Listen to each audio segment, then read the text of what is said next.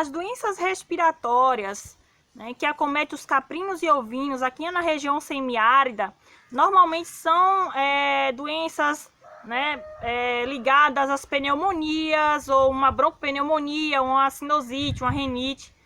São doenças de contexto geral que provocam uma inflamação de todo o pulmão, das estruturas do pulmão, né? Então são doenças, né, que provocam realmente prejuízo nas propriedades, geram um impacto negativo na produção, né, pelo custo do tratamento, né, pelo envolvimento do agricultor no tratamento, né, pela presença, pela necessidade da atenção do agricultor para o tratamento desse tipo de doença, né, que não é uma doença simples, é uma doença que realmente precisa de um cuidado específico, né, pode estar acometendo animais tanto jovens quanto animais adultos, né, e são doenças provocadas em sua maioria por vírus, né.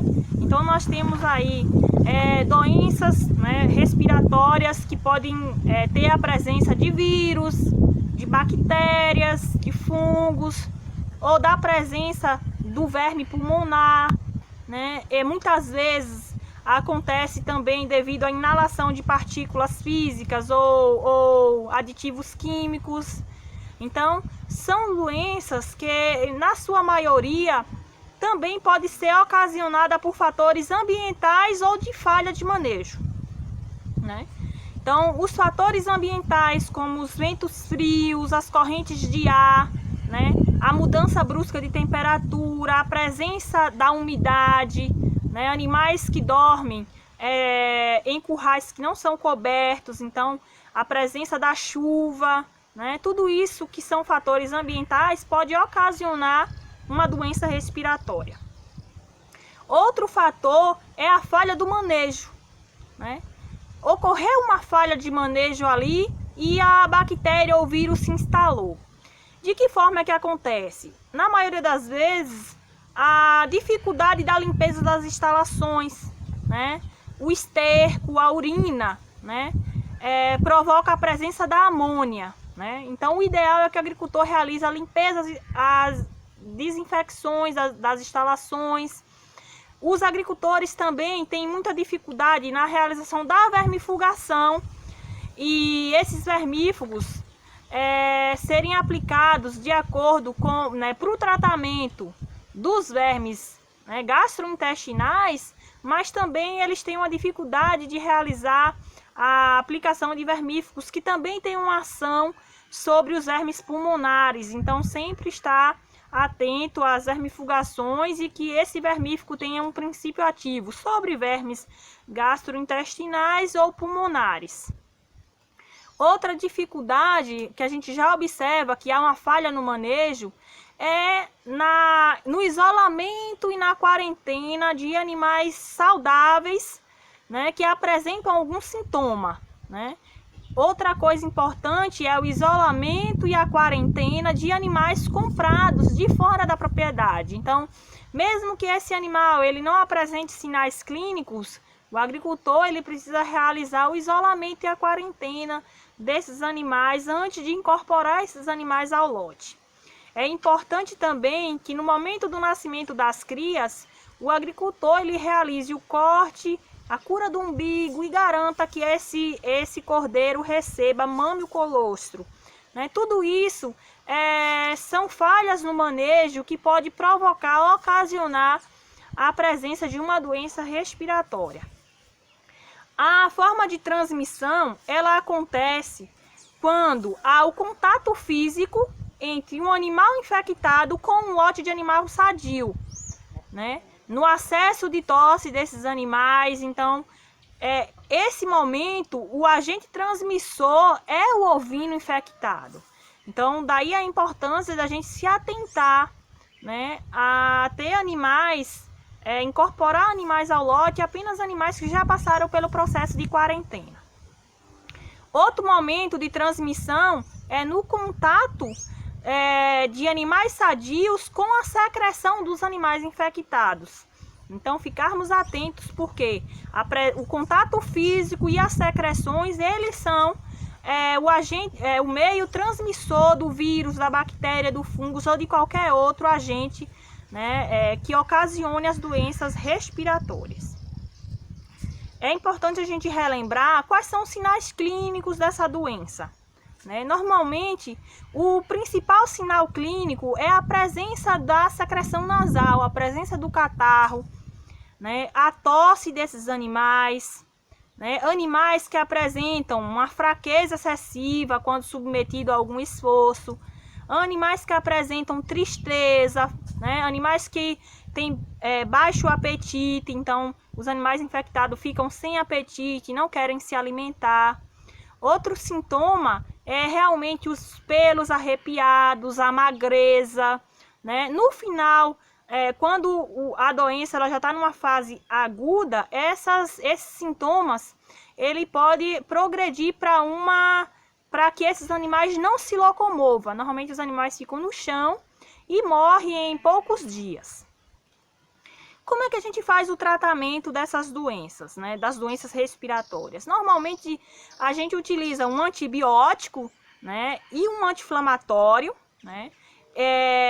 Em situações em que apresenta um catarro excessivo, aí a gente precisa aplicar um mucolítico para facilitar a liberação desse catarro. Todos esses medicamentos, eles devem ser orientados pelo médico veterinário, né, ou pelo técnico veterinário da propriedade, pelo técnico agrícola da propriedade. É importante que a gente se atente também, porque os animais que apresentam tosse, às vezes algum sintoma das pneumonias, as doenças respiratórias, também pode ser ocasionado pela presença dos vermes pulmonares. Então, no momento do tratamento, a gente precisa também fazer uma vermifugação, e esse vermífugo precisa ter uma ação tanto contra vermes gastrointestinais quanto para vermes pulmonares. Então, realmente a gente precisa ter uma atenção para os vermes pulmonares, né, para a gente poder realizar um tratamento eficiente. Além do tratamento alopático, a gente também pode estar utilizando fitoterápicos. Então, nós temos aqui na nossa região da Caatinga as plantas da Caatinga, nós temos o umbuzeiro, nós temos o juazeiro, que são duas plantas eficientes para o tratamento das doenças respiratórias. Então a gente pode estar utilizando o umbuzeiro, do umbuzeiro a gente pode utilizar o entrecasco do umbuzeiro, a gente põe 100 gramas de entrecasco de umbuzeiro em 1 litro de água. No período de 24 horas, essa casca vai ficar de molho nessa água, né? Com 24 horas, a gente vai poder estar administrando esse líquido por via oral. Cada animal deverá receber 200 ml, um animal adulto, né? 100 ml para um animal jovem. O tratamento dura em torno de 7 dias, até a amenização dos sintomas, dos sinais e sintomas desse tipo de doença. Outra planta que a gente pode estar utilizando é o juazeiro. Do juazeiro a gente pode estar utilizando as folhas, ou a gente pode também estar utilizando o entrecasco. Então, o juazeiro a gente pode fazer o quê? Usar em torno de 1 quilo de folhas. Isso é de acordo com a quantidade de animais que você vai utilizar, vai realizar o tratamento. Então, a gente colhe em torno de 1 quilo de folhas, tira o sumo dessas folhas e a gente vai administrar também 200 ml por via oral por um animal adulto, ou 100 ml por via oral para um animal jovem. Ou também a gente pode estar utilizando do juazeiro o entrecasco dessa planta. Então a gente colhe em torno de 500 gramas de entrecasco do juazeiro, põe de molho em 1 litro de água e vai deixar de molho por 24 horas. Depois a gente vai estar utilizando esse líquido e administrando por via oral também, né, 200 ml para o animal adulto, 100 ml para o animal jovem, para a gente estar tratando esses animais com plantas da Caatinga, né, com plantas que a gente conhece, que a gente confia, né, umas plantas também que tem um potencial anti-inflamatório muito bom, né, então a gente pode estar tratando os animais sem muito custo, né. É importante a gente relembrar, né, a importância do uso da homeopatia também, né, na presença na possibilidade de vocês terem, né, o acesso a produtos homeopáticos, então possa também fazer a aquisição de tratamentos com esse tipo de produto, né? Nós também podemos estar atentos à prevenção, né? Antes da gente ficar tratando a doença, a gente precisa prevenir. Então, assim, sempre que a gente for comprar animais de fora do lote, o ideal é que o agricultor realize a quarentena daqueles animais, né? Então, realiza isolamento, quarentena, para depois incorporar aquele animal ao lote. Outra forma de prevenir é realizar a observação, identificar sinais clínicos precoces, realizar isolamento e tratamento dos animais infectados, né? Nunca deixar animais infectados em contato com animais saudáveis, né? Já que o agente transmissor do vírus, da bactéria, é o animal infectado, é a secreção do animal infectado. Então, realizar a separação, isolamento, quarentena e tratamento dos animais infectados. Outra coisa importante para a gente realizar a prevenção desse tipo de doença é a gente garantir as nossas instalações limpas, higienizadas, né? Retirar aquele excesso de esterco que está presente ali, proteger nossos animais, né? Ter uma cobertura para que os nossos animais fiquem alojados nos períodos frios, nos períodos de chuva, protegidos contra as correntes de vento, né? Ficar atento também no momento da aquisição de animais que vêm de outras regiões, né? Principalmente de regiões que têm um clima diferenciado do nosso clima, né?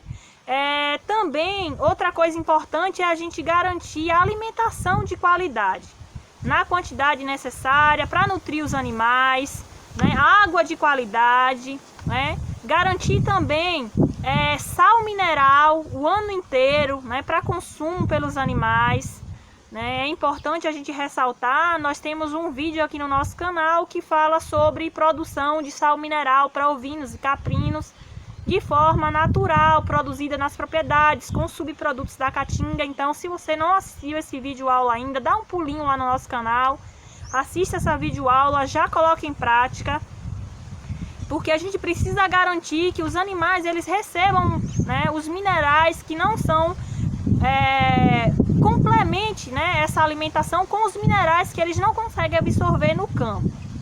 Outra coisa importante é a gente garantir, né, a sanidade das nossas crias. Então, os cordeiros que nascem, a gente deve realizar o corte, a cura do umbigo, né?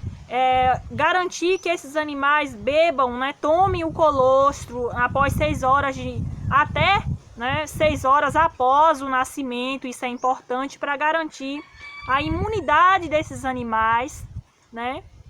Ficar atento também, né, aos sinais e sintomas, né, em que apresentam nos animais, para a gente poder identificar esses sinais de forma precoce, a gente está podendo tratar esses animais com mais rapidez, né, porque esse tipo de doença, eles, né, pode fragilizar um lote de animais, né, o agricultor pode ter prejuízo, né, pode ter uma perda no ganho de peso, uma perda no crescimento, né, então é melhor a gente realizar práticas de prevenção, estar atento ao que pode ser feito na propriedade, né? Como, por exemplo, é eficiente que a gente tenha um calendário de vermifugação, né?